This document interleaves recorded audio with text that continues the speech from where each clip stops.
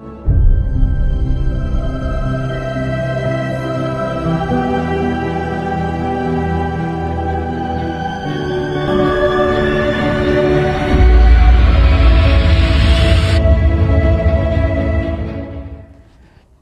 saudaraku yang dikasihi Tuhan. Kali ini kita masuk pada berita Injil bagian ke-6. Pembacaan kita terambil dari Matius pasal 9 ayat 9 sampai ayat ke-13. Injil Matius pasal 9 ayat 9 sampai ke-13 saya bacakan dulu. Matius pemungut cukai mengikut Yesus. Setelah Yesus pergi dari situ, ia melihat seorang yang bernama Matius duduk di rumah cukai. Lalu ia berkata kepadanya, "Ikutlah aku." Maka berdirilah Matius lalu mengikut dia. Kemudian ketika Yesus makan di rumah Matius, datanglah banyak pemungut cukai dan orang berdosa dan makan bersama-sama dengan dia dan murid-muridnya. Pada waktu orang Farisi melihat hal itu, berkatalah mereka kepada murid-murid Yesus, "Mengapa gurumu makan bersama-sama dengan pemungut cukai dan orang berdosa?" Yesus mendengarnya dan berkata, "Bukan orang sehat yang memerlukan tabib, tetapi orang sakit. Jadi pergilah dan pelajarilah arti firman ini. Yang kukehendaki ialah belas kasihan dan bukan persembahan. Karena aku datang bukan untuk memanggil orang benar, melainkan orang berdosa."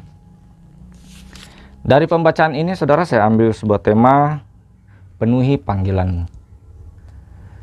Kalau kita menyimak apa yang telah dibacakan tadi, ada 3 hal penting, saudara, yang akan saya angkat.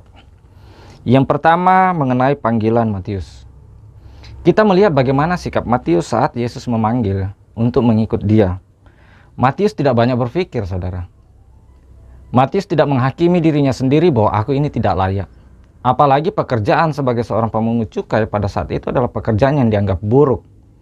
Kalau saudara pernah baca kisah tentang Zakius pernah berkata, "Jika ada orang yang kuperas, aku akan mengembalikan 4 kali lipat." Jadi pekerjaan pemungut cukai itu pemerasan, saudara. Dalam artian bahwa bea cukai atau pajak yang mereka pungut itu tidak semestinya, biasanya dilebih-lebihkan. Itulah sebabnya kenapa pekerjaan pemungut cukai adalah pekerjaan yang dianggap pekerjaan orang-orang berdosa oleh ahli-ahli Taurat, orang-orang Farisi. Jadi tidak mudah ya, saudara, menjadi orang yang berlatar belakang buruk, kemudian dipanggil oleh Tuhan. Biasanya kita akan banyak berpikir dan menghakimi diri sendiri.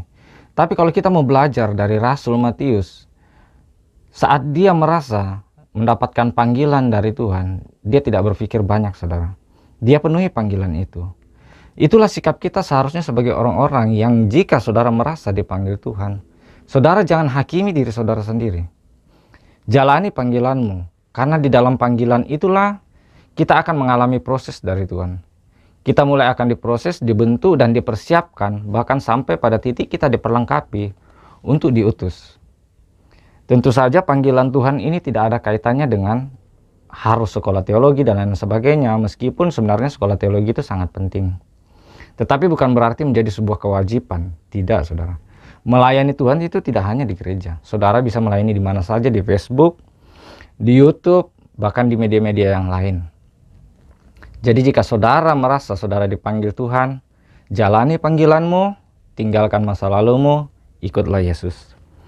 Yang kedua, Yesus memanggil orang-orang untuk menjadi pengikutnya juga tidak melihat latar belakang, saudara. Matius punya latar belakang yang buruk, kemungkinan ya, saudara, karena kita lihat dari pekerjaannya. Tetapi Yesus tidak memandang itu, saudara. Kenapa? Karena Yesus saat memilih seseorang, yang dia lihat adalah hatinya. Apakah hati orang yang dipilihnya itu bisa dibentuk, bisa dipakai untuk menjadi pelayan dan lain sebagainya? Tentu akan ada banyak pertimbangan. Tetapi yang jelas bahwa inti dari panggilan adalah hati. Hati yang siap untuk dipakai oleh Tuhan. Yang ketiga adalah sikap sebagai orang yang dipanggil. Untuk menjadi seorang pelayan Tuhan, saudara harus wajib punya rasa belas kasihan terhadap orang lain. Seperti yang dikatakan di ayat 13, "Jadi pergilah dan pelajarilah arti firman ini. Yang kukehendaki ialah belas kasihan dan bukan persembahan." Jadi yang diinginkan Tuhan adalah belas kasihan, bukan persembahan. Jadi saudara kalau merasa dipanggil Tuhan, saudara harus punya hati yang mengasihi. Seperti apa bentuk kasih, saudara bisa pelajari itu atau bisa saudara baca di dalam 1 Korintus 13 kalau saya tidak salah. Jadi miliki hati yang punya belas kasihan terhadap siapapun.